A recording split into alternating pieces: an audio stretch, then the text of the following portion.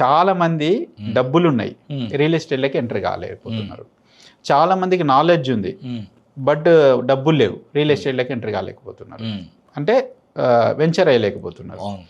So ఇక్కడ ఏంటిదంటే మెయిన్గా మనం మీ దగ్గర డబ్బులు లేకపోయినా కానీ రియల్ ఎస్టేట్ వెంచర్ వేయచ్చు. వేయచ్చు. డబ్బులు కొంత అమౌంట్ పెట్టుకొని కూడా రియల్ ఎస్టేట్ వెంచర్ వేయచ్చు. ఓకే. మొత్తం ఇప్పుడు ఒక 50 కోట్ల వెంచర్ని 50 కోట్లు చేతిలో పెట్టుకోవాల్సిన పని లేదు. మీ దగ్గర 10 కోట్ల నుండి స్టార్ట్ చేయొచ్చు. వెంచర్ స్టార్ట్ చేయొచ్చు, 50 కోట్ల వెంచర్ని ఫినిష్ చేయొచ్చు. ఫస్ట్ ల్యాండ్ సెలెక్షన్ అనేది చాలా ఇంపార్టెంట్. ల్యాండ్ ఇందాక నేను చెప్పాను కదా, ల్యాండ్ అనాలిసిస్ చేసుకోవాలి, ప్రైస్ అనాలిసిస్ చేసుకోవాలి. మన బుక్లో మొత్తం క్లియర్గా ఉంది ఏది ఎట్లా చేసుకోవాలి అనేది. మొత్తం అంతా చేసుకొని మనము ఏ బడ్జెట్లో తీసుకోవాలనుకున్నాము, ఏ సెగ్మెంట్ ఆఫ్ కస్టమర్స్ని టార్గెట్ చేద్దాం అనుకున్నాము.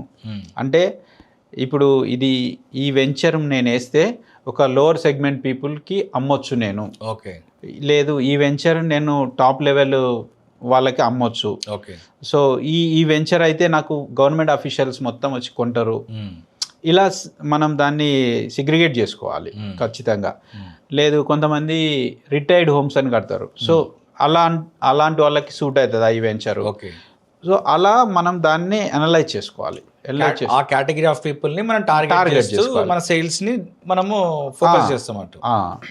అట్లా ఈ వెంచర్ ని ఎలాంటి వాళ్ళని టార్గెట్ చేస్తూ ఈ వెంచర్ స్టార్ట్ చేయాలి